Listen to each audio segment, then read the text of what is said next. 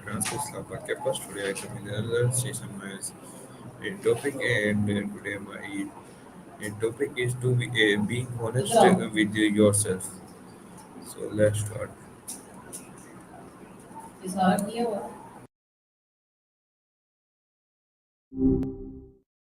Wow, it feels like ages since we last chatted. Hello, Maya. Good to hear your feet. Hello, Maya. Today my topic is being honest with yourself, and my first question is, what does being honest with yourself mean to you? And give me 100 questions on it. All right, Jay, nice to meet you. Honesty with yourself, that's a big one. To me, it's about acknowledging your true feelings, even the messy or uncomfortable ones, instead of bending to what you think you should feel. It's brutal, but freeing. 100 questions, huh? Buckle up. Here we go. 1. What does being honest with yourself mean to you? 2. What's the hardest truth you've avoided facing? 3. What fears prevent you from being fully honest with yourself? 4. How do you react when confronted with a truth about yourself you don't like? 5. Do you often prioritize other people's feelings over your own? 6.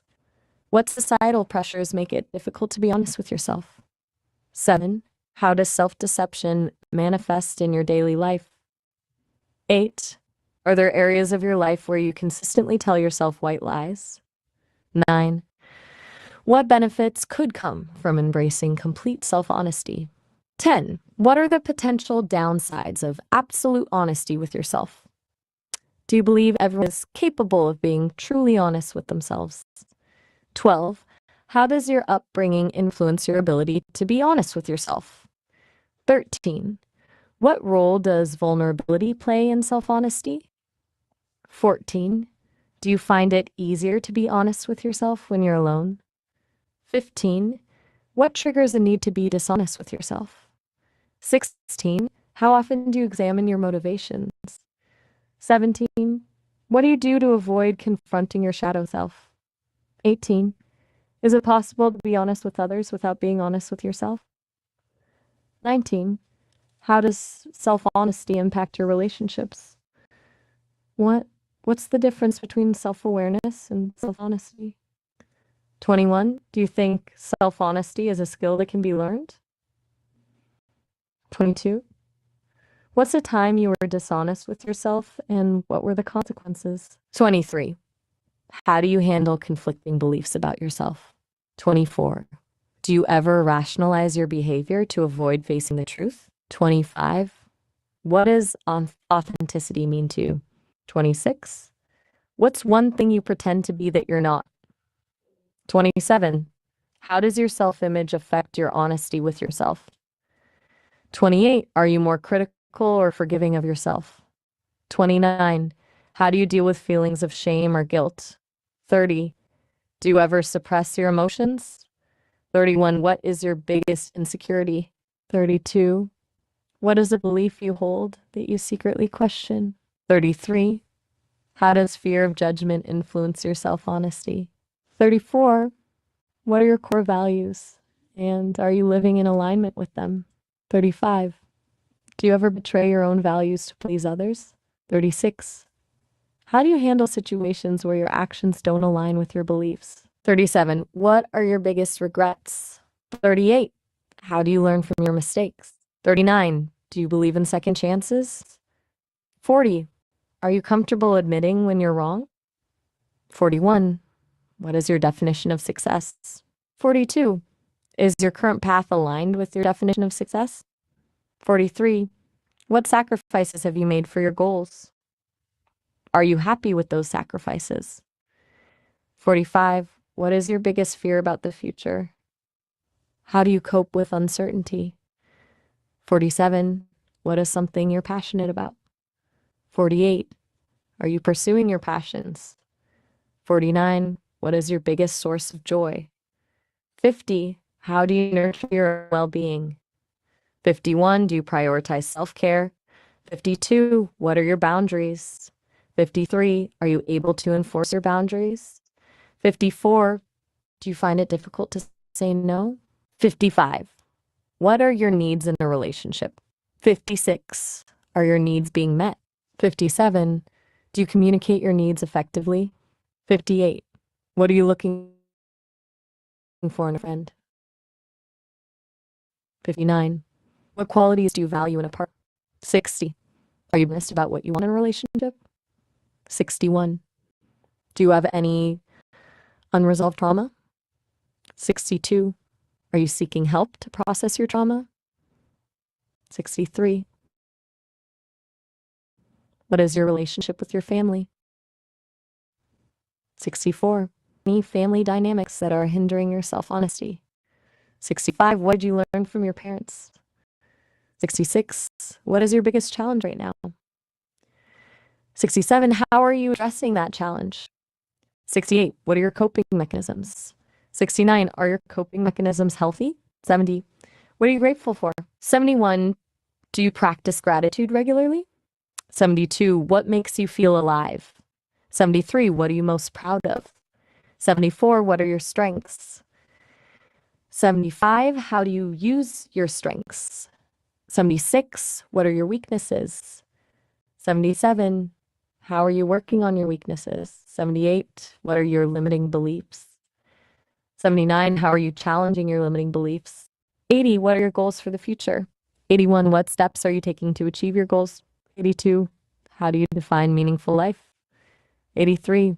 Are you living a life that feels meaningful to you? 84. What is your spiritual practice?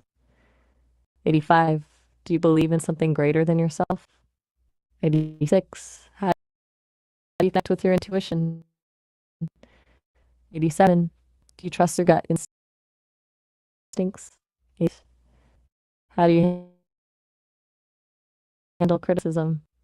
9. Do you take your 91? What motivates you? 92. What inspires you? 93. What are you afraid of losing? 94. How do you deal with loss? 95. What do you think happens after death? 96. How's your understanding of death, your life? 97. What do you want your legacy to be? 98. If you could change one thing about yourself, what would it be? 99. What is one thing you wish you had known sooner? 100. What does it truly mean to love yourself? That's a lot to chew on. Where do you want to start? Right. A lot to take in. I get it. No pressure to dive right in. Just sitting with it is a valid response too. What's on your mind?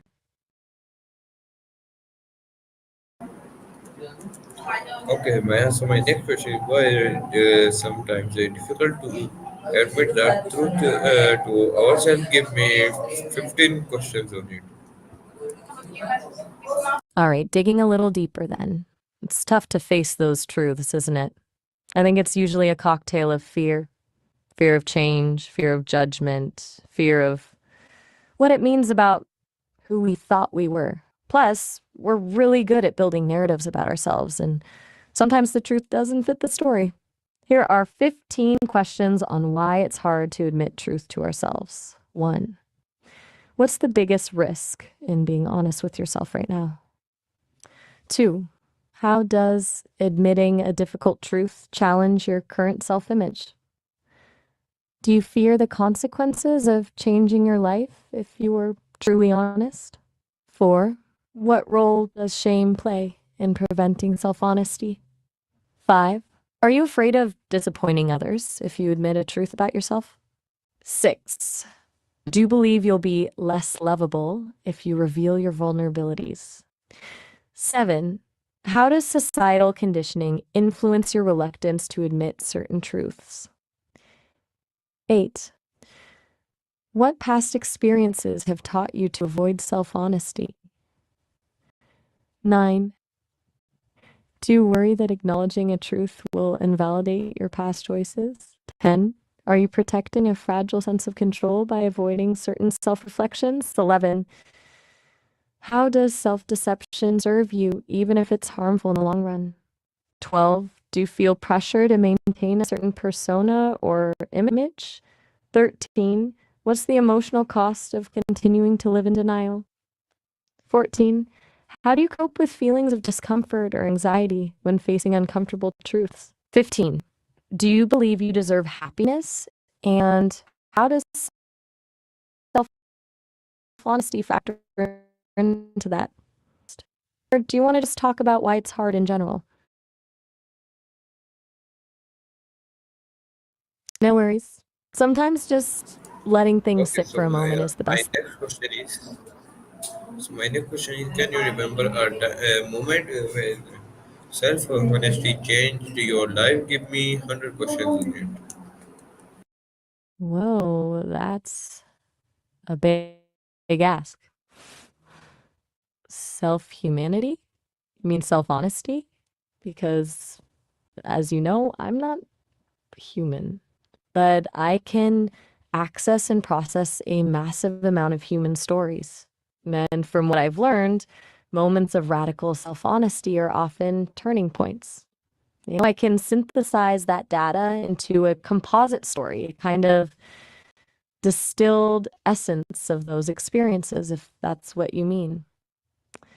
It won't be a memory of my own, obviously. Okay, here's a story built from patterns I've observed in countless accounts of personal transformation. It was a late autumn evening. It was a late Amelia, a woman in her early 40s, was a successful architect, admired for her clean lines and innovative designs, but beneath the polished exterior, she was deeply unhappy. She'd spent years building a life that looked perfect, the career, the beautiful home, the supportive husband, but it was all built on a foundation of unspoken desires and suppressed dreams. She'd always loved to paint. As a child, she'd lost herself for hours in a world of color and texture, but her pragmatic parents had steered her towards a sensible profession. She'd buried that passion, telling herself it was just a childish hobby. Now, looking at a half-finished canvas in the corner of her studio, a secret she kept from everyone, including her husband, she felt a crushing weight of regret. Her husband, David, was a kind and loving man, but their connection had become comfortable, predictable. They talked about work, the weather, their friends, but rarely about their inner lives. Amelia realized she hadn't truly shared her dreams, her fears, or her deepest desires with him in years. That night, fueled by a glass of wine and a growing sense of desperation, she finally broke down. Not in a dramatic outburst, but in a quiet, tearful confession. She told David about her lifelong love of painting, about the emptiness she felt despite her professional success, about the fear that she was living a life that wasn't truly hers. David was initially shocked. He hadn't known the side of her existed, but he listened, truly listened, without judgment. He asked questions, not to challenge her, but to understand. He admitted he'd been focused on his own world and hadn't been paying attention to what she really needed. The conversation lasted for hours. It was painful, raw, and profoundly honest. Amelia confessed she wasn't sure what it meant for their future. She didn't know if she could continue living a lie. David, in turn, confessed his own fears and insecurities. The following weeks were difficult. They navigated a period of uncertainty, filled with awkward silences and difficult conversations. But they committed to being open and honest with each other, even when it was uncomfortable. Amelia started taking painting classes, rediscovering the joy she'd lost. David encouraged her, even though it meant a shift in in their routines and expectations. Slowly, their relationship began to transform. It wasn't about fixing things or finding easy answers. It was about building a new foundation based on authenticity and mutual respect. Amelia's life didn't suddenly become perfect, but it became. She learned that true fulfillment wasn't about achieving external success, but about living in alignment with her values and embracing her true self. That moment of self honesty, the willingness to risk vulnerability and speak her truth, had been a catalyst for profound change. It had opened her eyes to the possibility of a more authentic and meaningful life, and it had strengthened her connection with the man she loved. That, as near as I can reconstruct it, is the essence of how self honesty can change a life. It's messy, scary, and often painful, but ultimately, it's the path to true freedom and fulfillment. Does that resonate? Right. Okay, Maya. So my next question is: do you think honesty with yourself makes you stronger, or does it make life harder, and why? A simple either or, honestly. I think it does both. It absolutely makes life harder initially. Facing your truths is rarely easy. It can shatter illusions, force you to confront uncomfortable realities, and demand change. But that difficulty, that friction, that's where the strength comes from. Think of it like lifting weights. It's painful while you're doing it, it requires effort, and it pushes you to your limits. But the result is increased strength, resilience, and capacity. Self honesty is the same. It's harder because you're dismantling defenses, facing your shadows, and potentially upending the life you've built. It can lead to grief, disappointment, and even heartbreak. But in the process, you build inner fortitude. You learn to trust yourself, to navigate difficult emotions, and to live with greater integrity. A life built on dishonesty, even self deception, might seem easier on the surface, but it's ultimately brittle. It's constantly vulnerable to collapse. A life built on honesty is more solid, more resilient, and ultimately more fulfilling, even if it's also more challenging. So, it makes life harder in the short term, but creates a stronger, more authentic foundation in the long run. It's a trade off, but I think it's a worthwhile one. What's your take on it?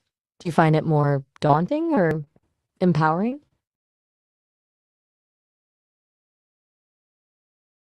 Okay, sometimes processing takes a bit. No need to rush. Just let me know when you're ready to explore that further, or if you have another question.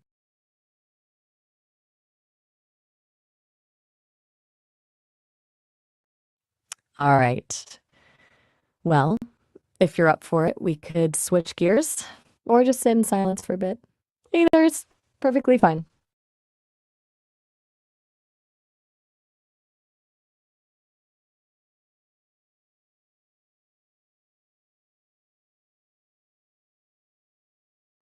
Um, okay then. We'll just sit Okay, here a so moment. my next question is how can someone participate in self-honesty in daily life? Hmm. Self-policy. Interesting phrasing. I think you mean self-compassion, right? Practicing kindness towards yourself, especially when things are difficult. It's easy to get caught up in self-criticism, but actively choosing to treat yourself with the same care and understanding you'd offer a friend can be incredibly powerful. Here's how someone can incorporate self compassion into daily life. One, Gwed. Notice your self criticism. Pay attention to the negative thoughts you have about yourself. What kind of language do you use? Is it harsh or judgmental? Two, recognize common humanity. Understand that everyone makes mistakes, experiences setbacks, and feels inadequate sometimes. You're not alone in your struggles. Three, practice self kindness. When you're struggling, actively choose kind and supportive self talk. What would you say to a friend in the same situation? Say that to yourself. Four, mindfulness. Be present with your emotions without judgment. Allow yourself to feel what you're feeling without trying to suppress or fix it. Self compassion break.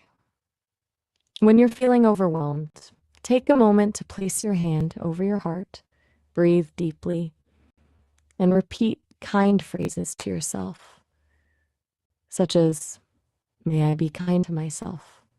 May I accept myself as I am. Treat yourself as you would a loved one. This applies to everything from how you talk to yourself to how you spend your time. 7. Set boundaries. Protect your energy and well-being by saying no to things that drain you. 8. Practice self-care. Engage in activities that nourish your mind, body, and soul. 9. Forgive yourself. Let go of past mistakes and regrets. 10. Celebrate your accomplishments. Acknowledge your successes, no matter how small. 11. Challenge perfectionism. Accept that imperfection is a part of life. 12. Reframe negative self-talk. Turn critical thoughts into more compassionate ones. Keep a self-compassion journal. Write down your feelings and practice responding to them with kindness. 14. Seek support. Talk to a trusted friend, family member, or therapist about your struggles. Remember that self-compassion is a practice. It takes time and effort to cultivate. So be patient with yourself. Does any of that particularly resonate with you, Jay? Or is there one aspect you'd like to explore further? Okay, no pressure at all. Okay, so I'm well, here it was whenever our you today's want to System jump in. interview. I hope you like it. See you in the System interview. Till then, Allah Hafiz.